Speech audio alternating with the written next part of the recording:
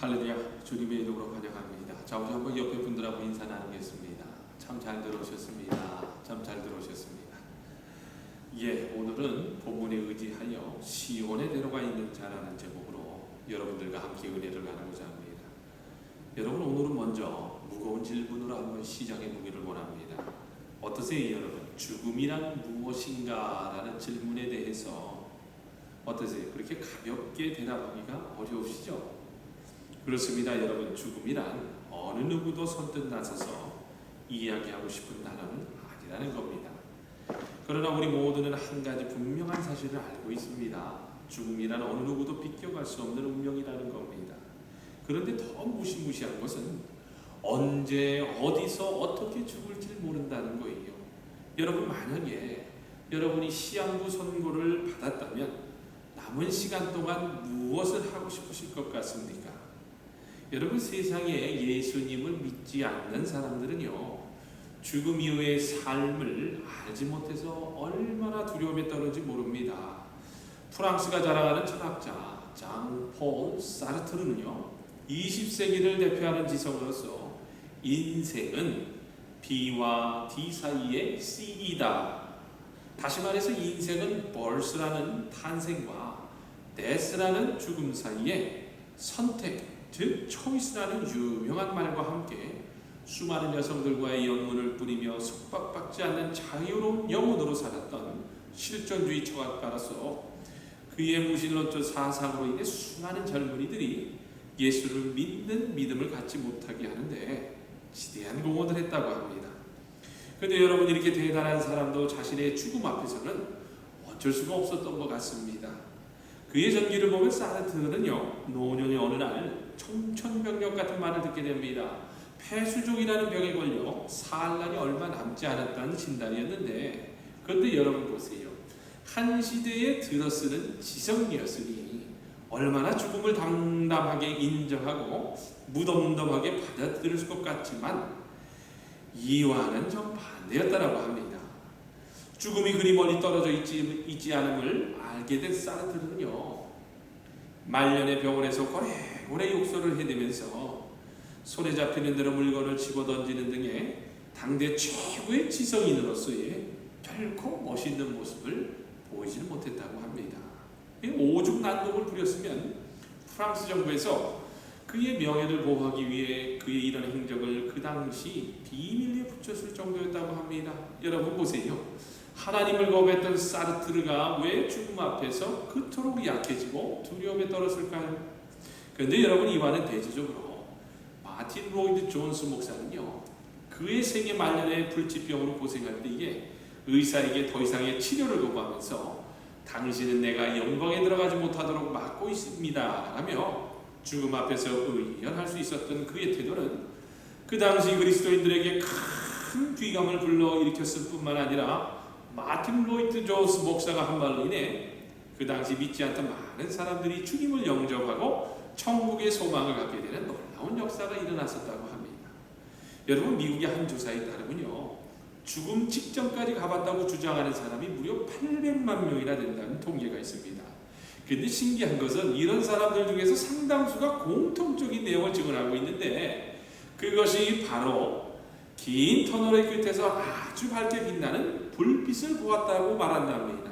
그러면서 죽음이 다가오면 오히려 공포를 잊고 평온한 상태가 되며 우주와 일체가 되는 느낌을 받고 이어 몸과 정신이 분리되는 유체 이탈 현상이 일어난다는 증언이었습니다.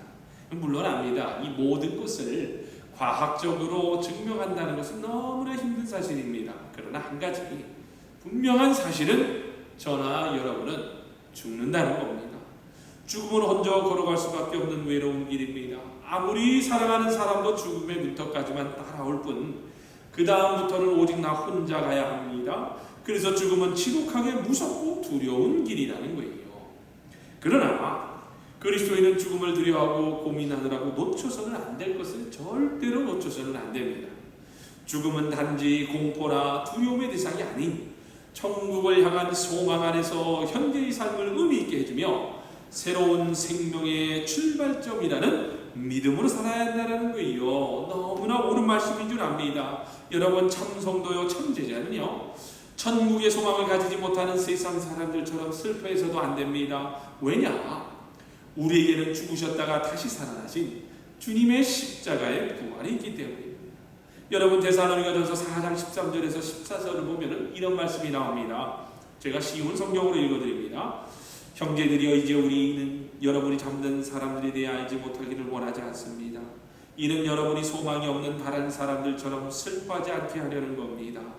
예수께서 죽었다가 다시 사신 것을 우리가 믿는다면 이와 같이 하나님께서 예수로 인해 잠자는 사람들도 그분과 함께 데리고 오실 것입니다. 여러분, 얼마나 감사합니까? 정말 할렐루야 아닙니까? 우리가 주님의 부활을 믿는다면 우리도 똑같이 그 부활을 볼 수 있다고 하지 않습니까? 그러므로 우리가 매주일 드리는 예배가 그냥 스쳐 지나가는 예배가 아니라는 것을 잘 아셔야 합니다. 바로 이 예배를 통해 하나님의 말씀과 주님의 십자가의 부활과 성령의 기름 부음을 체험하게 되고 천국에 대한 소망과 함께 주님의 재림을 맞이하는 리허설이 바로 오늘 이 자리에서 드려지는 예배라는 겁니다. 이만치 여러분 예배가 소중하다는 거예요. 여러분 보세요. 예수님께서 재림하실 때에 구원받은 자들은 다 내게로 오라며 부르실 텐데, 진영아 내게로 오라, 제1공동체야 내게로 오라 라며 부르실 텐데, 저와 여러분이 이렇게 예배를 통해 리허설을 잘하고 있으니 예하고 나아가면은 천국 입성은 다른 당사가 아닙니까? 여러분, 마태복음 24장 37절에서 39절을 보면 이런 말씀이 나옵니다. 제가 읽어드립니다. 노아의 때와 같이 인자의 임함도 그러하리라. 홍수전에 노아가 방주에 들어가던 날까지 사람들이 먹고 마시고 장가들고 시집가고 있으면서 홍수가 나서 그들을 다 멸하기까지 깨닫지 못하였으니 인자의 임함도 이와 같으리라. 여러분, 지금 예수님께서는요, 노아의 방주의 이야기를 예로 들면서 뭐라고 하십니까? 주님께서 재림할 때 깨닫지 못하여서 인자를 맞이하지 못할 자들이 대부분이라고 합니다. 그들은 먹고 마시고 장가들고 시집가느라 바빠서 주님의 재림의 때를 다 놓치고 멸망한다고 합니다. 그러므로 여러분, 늘 드리는 예배가 소중한 것임을 잘 아셔야 합니다. 그나마 약속하고 지키라고 정하신 하나님의 나라에 이렇게 와서 예배를 드린다는 것이 세상 일로 바빠 못 지킨다고 하는 사람들보다 얼마나 더 천국에 들어갈 기회가 있는 겁니까? 그래서 성도요 제자는요, 세상 일이 아무리 바쁘다고 해도 그 핑계로 주일 예배를 빠지는 것은요, 지옥 가는 지름길임을 아셔야 한다는 거예요. 그렇다고 오해는 하지 마시기 바랍니다. 주일 예배 빠지면 지옥 간다는 말이 아닙니다. 주일 예배를 소홀히 여기는 마음을 이야기하고 있는 겁니다. 너무나 바쁩니다, 목사님. 너무나 중요한 일이 생겼어요, 목사님이라며 얼마나 주일을 쉽게 범합니까? 그러나 여러분, 성도요 제자라면, 다시 말해서 주님의 피값으로 구원을 받았다고 확신이 있는 사람이라면 이래서는 안 됩니다. 여러분, 예배가 주님의 재림을 맞이하기 위한 리허설이라고 이미 말씀드렸지 않습니까? 그런데 예배를 나 중심적으로 생각하고 소홀히 하면 어떻겠어요? 여러분, 베드로전서 3장 20절을 보면 이런 말씀이 나옵니다. 그들은 전에 노아의 날 방주를 준비할 동안 하나님이 오래 참고 기다리실 때에 복종하지 아니하던 자들이라. 방주에서 물로 말미암아 구원을 얻은 자가 몇 명뿐이니 겨우 8명뿐이라. 여러분, 이 노아의 때에 구원받은 자가 몇 명이라고 합니까? 4명이라고 합니다. 8명이라고 합니다. 그리고 나머지는 복종하지 않아 다 물에 잠겨서 죽었다는 거예요. 그래서 여러분, 우리가 신앙생활을 하면서 훈련받는 것이 복종하는 겁니다. 여러분, 예배도 마찬가지예요. 신령과 진정으로 믿음과 함께 복종과 감사함을 하나님께 올려드리는 것이 예배입니다. 여러분, 이스라엘 백성들은요, 감사절인 초막절에 꼭 전도서를 읽게 했다라고 합니다. 왜냐? 전도서의 중요한 교훈은 말세론적인 교훈이기 때문입니다. 여러분, 이스라엘 백성들이 지키는 초막절은요, 이스라엘 백성들이 출애굽하던 때에 광야 생활을 떠올리며 기념하는 절기인데, 그런데 그 초막절이 하늘에서의 영적 추수와 천국 추수와 관련이 있다는 뜻입니다. 마찬가지입니다. 여러분, 이스라엘 백성들이 초막절을 지켰듯이 오늘날에 우리도 똑같이 구원에 대한 감격과 감사로 예배를 드리는 것이 바로 주님께서 재림하시는 마지막 때의 천국잔치에 참가하는 신부로서의 자격을 얻게 되는 천국행 티켓이라는 거예요. 그러니 성도요 제자라고 하는 분들이 어떻게 주의를 내 마음대로 안 지킬 수 있겠습니까? 여러분이 이런 의미를 이제 아셨으면 하나님의 나는 주인에는 다른 것을 생각지 마시고 이스라엘 백성들이 출애굽을 통해 구원받았다는 것에 대해 감사함으로 초막절을 지켰듯이 저와 여러분도 동일하게 주님의 십자가 보혈의 핏공로로 구원받은 것에 대해 감사의 예배로 주님께 영광을 돌리는 것이 참 성도여 참 제자의 바른 자세라는 거예요. 여러분 복이라는 단어를 다들 좋아하실 겁니다. 여러분 제가 여지껏 살아오면서요 복이라는 단어를 사용하여 이야기하면요 싫어하는 사람을 보지 못했습니다. 정말입니다. 놀랄 정도로 엄청나게 이 단어를 다들 좋아하시더라고요. 그래서 점을 치는 집이 그렇게 잘 되는 건 아니겠습니까? 그러나 여러분 잘 아셔야 할 것이 하나 있습니다. 복 중에도요 받아도 되는 복이 있고 안 받아도 되는 복이 있습니다. 그러면 안 받아도 되는 복이 과연 어떤 것이 있을까요? 그렇습니다 여러분. 안 받아도 되는 복은요 바로 부와 명예와 권력과 같은 복입니다. 그런데 우리 공동체 여러분들의 얼굴 표정이 그렇게 썩 밝지만은 않은 것 같습니다. 그런데 여러분 왜 제가 이런 복은 받아도 되고 안 받아도 되는 걸까라고 말하는 줄 아세요? 당연하지 않습니까? 저나 여러분이나 구원받은 성도요 제자라면요 죽을 때 가서는 이런 복은 아무 쓸데가 없다라는 거예요. 그러나 여러분 반드시 받아야 할 복이 있습니다.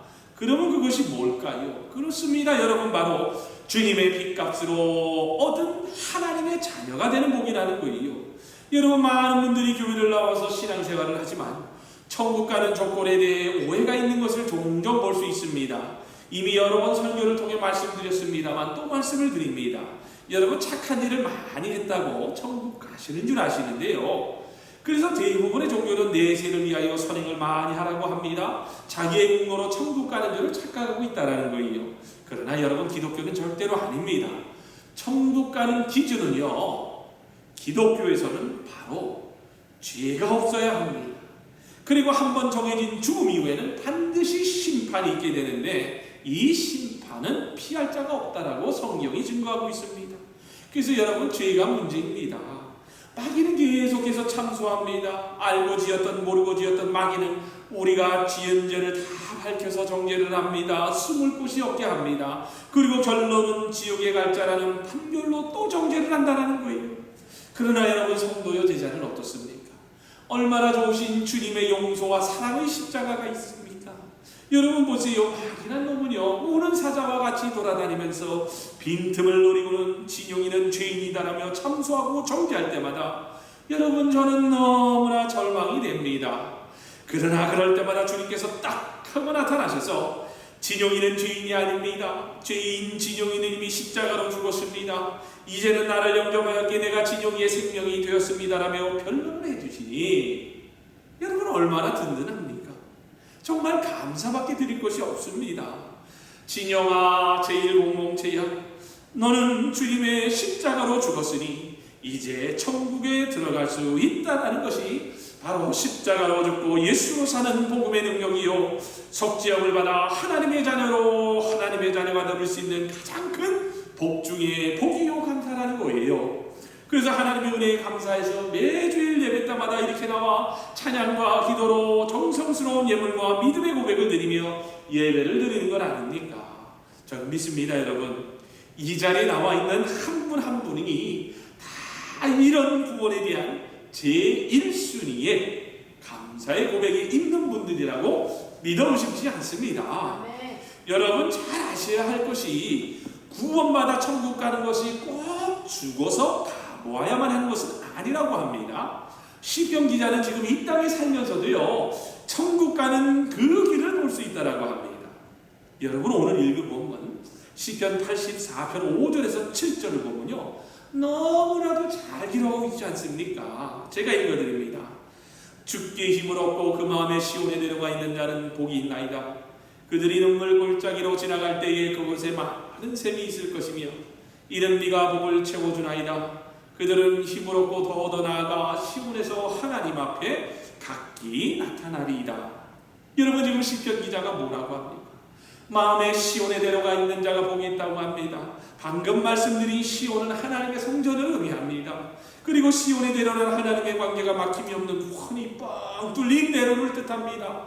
다시 말해서 이 말씀은 하나님의 집인 성전에서 제사로 영광을 돌리며 구원에 대한 감사와 은혜를 고백하는 자가 복이 있다는 거예요.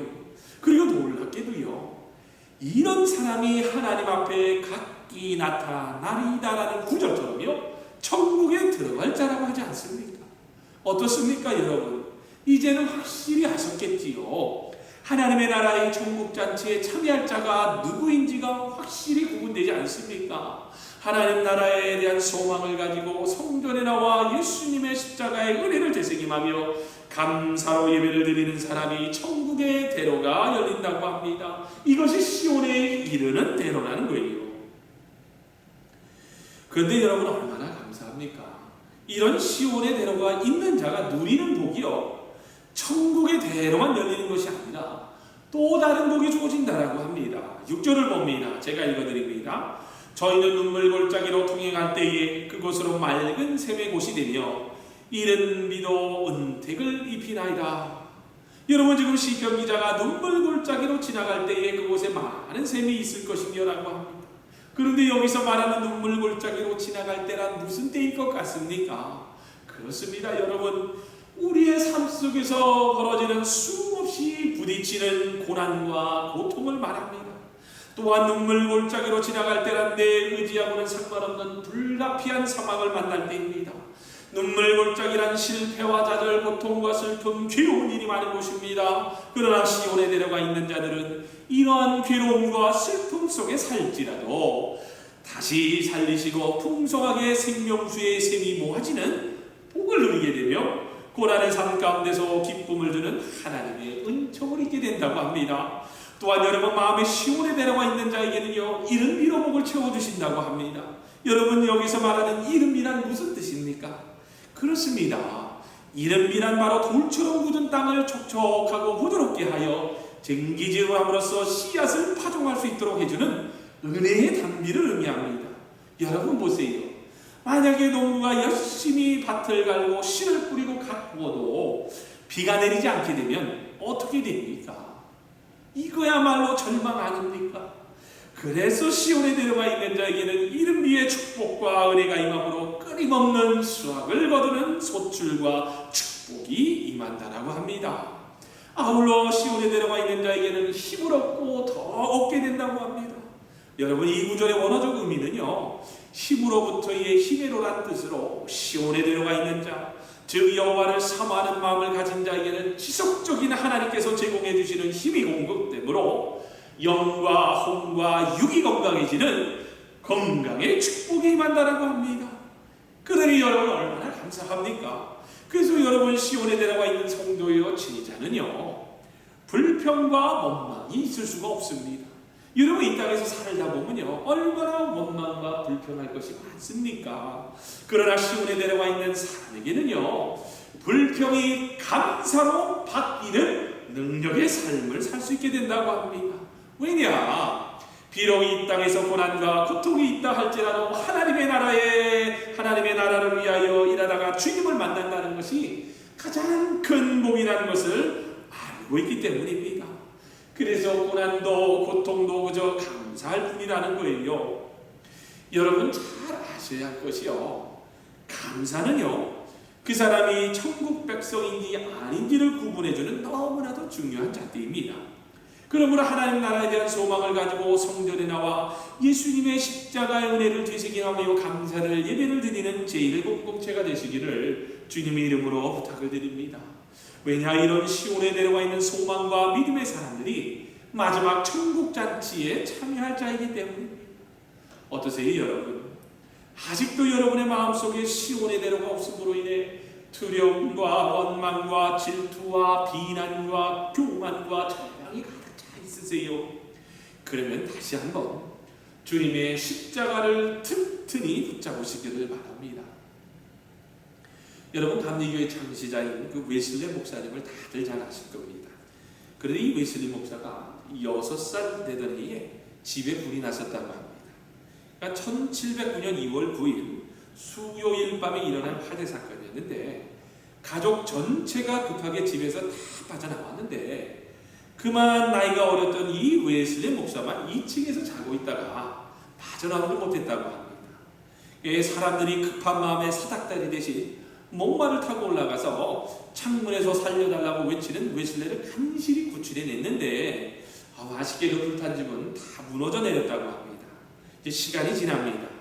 그런데 이제 웨슬리 목사님은요, 자신이 죽다가 살아난 그 화재 사건을 평생 잊질 않았다고 합니다.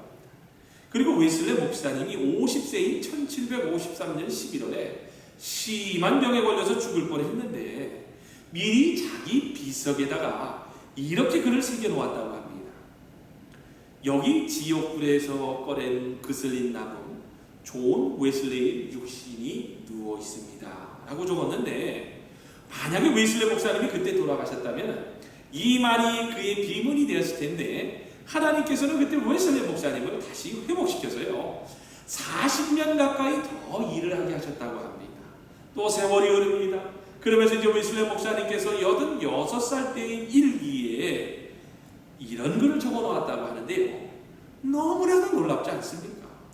50세 때에 자신의 비석에다 미리 새겨놓으려고 했던 그때의 비문의 글과 동일한 내용의 글이 적혀 있었다고 합니다. 11시 내 생각에 떠오른 것은 지금이 내가 80년 전에 화마에서 구출된 그날이고 그 시간이었다. 나는 잠시 일손을 멈추고 그 놀라운 섭리에 대하여 잠시 기도드렸다. 찬양과 감사의 음성이 하늘로 치솟았고 주님 앞에서 나는 말할 수 없는 기쁨을 맛보았다. 그렇습니다, 여러분. 시온의 대로가 있는 자는 그리 대단한 것이 아닙니다. 바로 이 웨슬리 목사님처럼 나를 살려주셨구나, 내가 이렇게 살게 됐구나라는 후원에 대한 감격과 감사가 죽는 그날까지 변치 않고 있는 사람들이 바로 시온의 대로가 있는 자들입니다. 어떠세요? 여러분, 이미 성도요 제자로 구원받아 우리 공동체야말로 원망하고 불평하고 시기하고 질투할 것이 무엇이 있겠습니까? 여러분이 은혜를 작게 받았습니까? 아니면 하나님의 사랑을 부족하게 받았습니까? 여러분, 정말 잘 아셔야 합니다. 아직도 주님께서 저와 여러분을 데려가지 않으신 것은요, 사명이 있기 때문입니다. 우리가 구원받은 성도로서 사명이 있는 사람들입니다. 죽어가는 영혼들을 위해 뛰어야 할 사명이 있는 사람들이라는 거예요. 여러분, 구원에 대한 감사와 감격은요, 귀한 것으로 여기지 않으면요 다 잃어버립니다. 우리는 주님 앞에 설 때에 세상 복을 얼마나 많이 받았느냐는 것으로 여러분 평가받지 않습니다. 성경이 말하는 증거는요, 오직 주님의 평가 기준은 십자가 보혈의 공로로 하나님과 자녀가 된 우리가 그 구원의 은혜에 얼마나 감사하고 살면서 주님의 최대 명령인 영혼 구원을 위해 얼마나 헌신하며 살았는가로 평가된다는 것을 꼭 육비에 새기셔야 합니다. 앞에서도 이미 말씀드렸습니다만, 여러분, 프랑스의 지성이라고 추앙받았던 철학자 사르트르는요, 하나님을 거부했던 실존주의 철학자였어요. 그러나 그는요, 죽음 앞에서 너무나도 약해지고 초라했으며 두려움에 떨면서 죽어갔다고. 그러나 당신은 내가 영광에 들어가지 못하도록 막고 있습니다라며 죽음 앞에서도 의연할 수 있었던 마틴 로이드 존스 목사의 모습을 통해 우리 제1공동체 한 분 한 분은요 꼭 아셔야 할 것이 하나 있는데, 그것이 바로 누가 시온의 대로가 있는 자라는 분명한 판단의 기준이 있으셔야 한다는 겁니다. 여러분, 정말로 우리가 교회를 나오면서요 두려워해야 할 것이 무엇인 줄 아세요? 바로 이겁니다. 여러분, 성도요 제자로서 구원받았을 때의 감격과 십자가 사랑의 은혜에 감사하여 모든 것을 다 드릴 것 같았는데 세월이 흘러갈수록 그 구원에 대한 감격과 감사가 점점 더 나의 삶 가운데서 멀어지고 있다는 것에 대해서 두려워하셔야 한다는 겁니다. 사랑하는 제공동체 여러분, 말씀을 맺습니다. 어떠세요?